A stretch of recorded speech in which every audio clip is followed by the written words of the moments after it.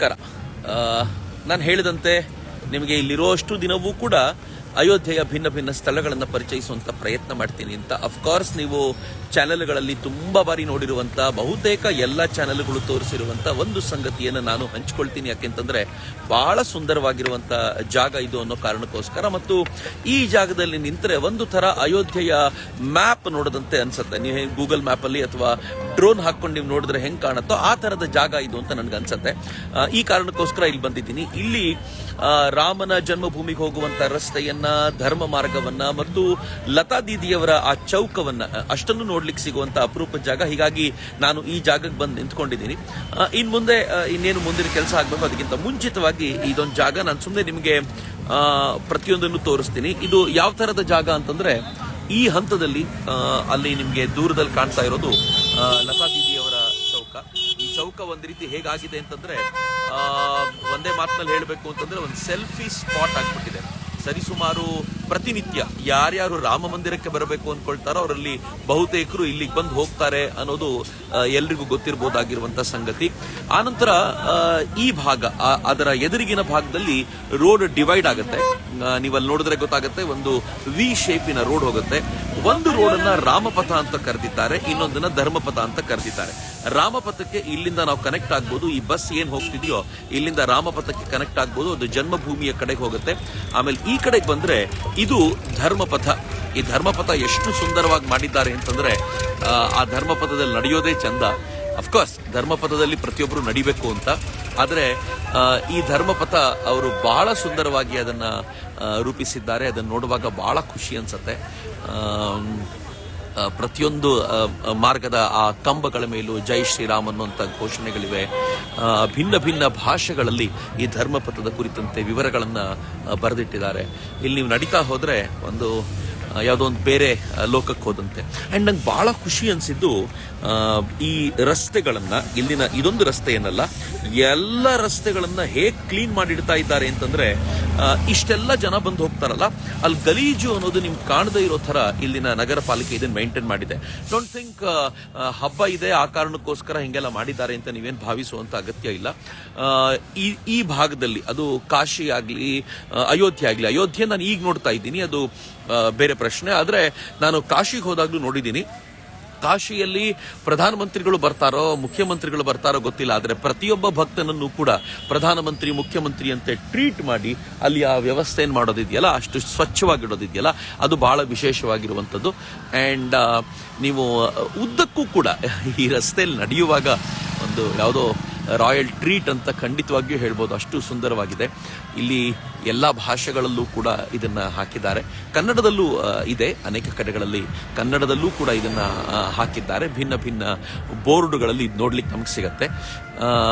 ನಾನು ತೋರಿಸ್ತೇನೆ ನಿಮಗೆ ಕನ್ನಡದಲ್ಲೂ ಹೇಗಿದೆ ಅಂತಂದ್ರೆ, ಅಯೋಧ್ಯೆಗೆ ಬರುವಂತ ಪ್ರತಿಯೊಬ್ಬರಿಗೂ ಕೂಡ ಇಲ್ಲಿ ಬರುವಂತ ಈ ಜಾಗದಲ್ಲಿ ಸಮಸ್ಯೆ ಆಗಬಾರ್ದು ಅಂತ ನಾವು ಸರಯು ಘಾಟ್ನ ಪಕ್ಕದಲ್ಲೇ ಇದ್ದೀವಿ. ಇಲ್ಲಿಂದ ಒಂದು 10 ಮೀಟರ್ 20 ಮೀಟರ್ ನಡ್ಕೊಂಡು ಹೋದ್ರೆ ಸರಯು ತೀರ ಕಾಣುತ್ತೆ. ಬಹುಶಃ ಆ ನದಿ ನಿಮಗೆ ಆ ಪಕ್ಕದಲ್ಲಿ ಕಾಣ್ತಾ ಇರೋದು ಸರಯು ನದಿ. ಇಲ್ಲಿ ನೀವು ನೋಡ್ಬೋದು, ಕನ್ನಡದಲ್ಲೂ ಕೂಡ ಧರ್ಮಪಥ ಅನ್ನೋದನ್ನ ಬಹಳ ಸುಂದರವಾಗಿ ಹಾಕಿದ್ದಾರೆ. ನಾವು ರಾಜಬೀದಿ ರಾಜಮಾರ್ಗ ಅನ್ನೋದನ್ನೆಲ್ಲ ನೋಡ್ತಾ ಇದ್ವಿ, ಆದರೆ ಇಲ್ಲಿ ಇದನ್ನ ಧರ್ಮ ಮಾರ್ಗ ಅಂತ ಕರೆದಿದ್ದಾರೆ. ಇದು ಬಹಳ ವಿಶೇಷವಾಗಿರುವಂಥದ್ದು. ನಾನು ನಿಮ್ಮನ್ನ ಸರಿಯು ನದಿ ಈ ಆಂಗಲ್ ನೋಡಿ ಎಷ್ಟು ಸುಂದರವಾಗಿ ಕಾಣುತ್ತೆ. ಇಲ್ಲಿಂದ ನೇರವಾಗಿ ಲತಾ ದೀದಿಯವರ ಆ ಸರ್ಕಲ್ಗೆ ಹೋಗ್ಬೋದು. ಹಾಗೆ ನೀವು ಬಂದ್ರೆ ಈ ಭಾಗದಲ್ಲಿ ಸರಿಯು ನದಿ ಕಾಣುತ್ತೆ. ಈ ಫುಟ್ಪಾತ್ ಇದನ್ನು ಮಾಡಿರುವಂಥ ರೀತಿ ಪ್ರತಿಯೊಂದು ಬಹಳ ಸುಂದರವಾಗಿರುವಂಥದ್ದು. ಸರಯು ಘಾಟ್ಗಳನ್ನು ಹೆಂಗೆ ಸಿಂಗರಿಸಿದ್ದಾರೆ ಅಂತಂದರೆ ಬಹಳ ವಿಶಿಷ್ಟವಾಗಿದೆ. ಸರಯು ಅನ್ನೋದೇ ಹರಿಯೋದರ ಸಂಕೇತ. ಹಾಗೆ ನಿರಂತರವಾಗಿ ಮಾನಸ ಸರೋವರದಿಂದ ಬಂದವಳು ಅನ್ನೋದನ್ನು ನಂಬ್ತಾರೆ. ಮಿತ್ರರೇ, ನಾನು ಒಂದೇ ಮಾತಲ್ಲಿ ಹೇಳ್ಬೋದು ಅಂತಂದರೆ, ಹಬ್ಬದ ವಾತಾವರಣ ಸೃಷ್ಟಿಯಾಗಿದೆ.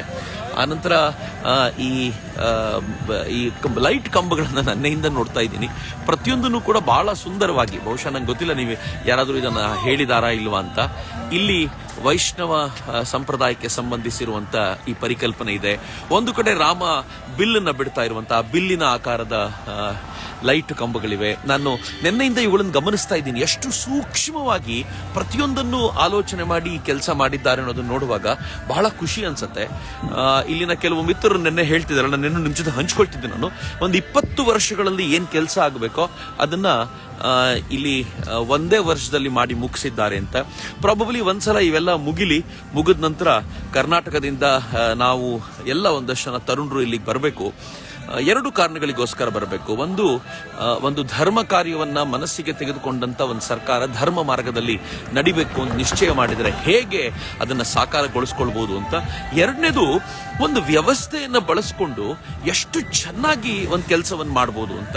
ನಾವು ಪ್ರತಿ ಬಾರಿಯೂ ಏನಾದ್ರೂ ಒಂದು ಕೆಲಸ ಮಾಡಬೇಕು ಅಂದಾಗ ಅದ್ರಲ್ಲಿ ಭ್ರಷ್ಟಾಚಾರ ಆಯ್ತು ಅದಾಯ್ತು ಅಂತ ನೋಡ್ತಿರ್ತೀವಲ್ಲ. ಆದ್ರೆ ಯೋಗಿ ಸರ್ಕಾರ ಇವನ್ನೆಲ್ಲ ಎಷ್ಟು ಚೆನ್ನಾಗಿ ಮಾಡಿದೆ ಅಂತಂದ್ರೆ ಬಹಳ ಅದ್ಭುತವಾಗಿದೆ. ನಾನು ಒಂದನ್ನ ಇಲ್ಲಿ ಹೇಳ್ಕೊಳ್ಳೇಬೇಕು. ಇಲ್ಲಿ ಇಬ್ಬರದ್ದು ಇದೆ. ಒಂದು ಯೋಗಿ ಸರ್ಕಾರದ ಕೆಲಸವೂ ಇದೆ, ಹಾಗೆ ಕೇಂದ್ರ ಸರ್ಕಾರದ ಕೆಲಸವೂ 2 ದೃಷ್ಟಿಯಿಂದ ಆಗಿದೆ. ಈ ಮಂದಿರ ಕಟ್ಟುವಾಗ ಸಾಕಷ್ಟು ಸಹಕಾರವನ್ನು ಮಾಡಿದ್ದು ಕೇಂದ್ರ ಸರ್ಕಾರ ಅಂತ ಹೇಳ್ತಾರೆ. ಸಹಕಾರ ಅಂತಂದ್ರೆ ಹಣ ಕೊಟ್ಟಿದ್ದು ಅಫ್ಕೋರ್ಸ್ ಜನರೇ, ಆದ್ರೆ ಅನೇಕ ಬಾರಿ ವ್ಯವಸ್ಥೆಗಳೇನಾದ್ರೂ ಆಗಬೇಕಲ್ಲ, ಆ ವ್ಯವಸ್ಥೆಗಳ ದೃಷ್ಟಿಯಿಂದ ಕೇಂದ್ರ ಸರ್ಕಾರ ತುಂಬಾ ಹೆಲ್ಪ್ ಮಾಡಿದೆ ಅಂತ. ನೃಪೇಂದ್ರ ಮಿಶ್ರಾ ಅವರು ವಾರಕ್ಕೊಮ್ಮೆ ಆದ್ರೂ ಇಲ್ಲಿಗೆ ಬಂದು ಹೋಗ್ತಿದ್ರಂತೆ. ಇಲ್ಲಿ ಕೆಲಸ ಮಾಡ್ತಿರುವಂತ ಕರ್ನಾಟಕದ ಕೆಲವರು ಹೇಳ್ತಾರೆ, ವಾರಕ್ಕೊಂದ್ಸಲ ಬಂದು ಇಲ್ಲಿನ ವ್ಯವಸ್ಥೆ ನೋಡಿ ಹೋಗ್ತಾ ಇದ್ರಂತೆ. ಯಾಕೆ ಕಳೆದ ವಾರ ಕೊಟ್ಟಂತ ಮಾತು ಆಗ್ಲಿಲ್ಲ ಅಂತ ಕೇಳಿ ಅವರು ಹಠಕ್ ಬಿದ್ದು ಅದನ್ನು ಮಾಡಿಸ್ತಿದ್ರಂತೆ. ಬೆಂಗಳೂರಿನಿಂದ ಅಥವಾ ನಮ್ಮ ಕರ್ನಾಟಕದಿಂದ ಕಲ್ಲು ಸಾಗಿಸಬೇಕಾದಾಗ ಒಂದಷ್ಟು ಸಾಗಾಣಿಕೆಯಲ್ಲಿ ತೊಂದರೆ ಆದಾಗ 11 ಟ್ರೈನ್ ಅನ್ನ ಏಕಾಕಿ ಬುಕ್ ಮಾಡಿಕೊಟ್ಟು ಇದಾಗ್ಲೇಬೇಕು ಅನ್ನುವಂತ ಹಠಕ್ಕೆ ನಿಂತಿದ್ರಲ್ಲ, ಅದು ಬಹಳ ವಿಶೇಷ ಅಂತ ಹೇಳ್ತಾರೆ. ಅಂದ್ರೆ ಸರ್ಕಾರ ಎಟ್ ಎನಿ ಕಾಸ್ಟ್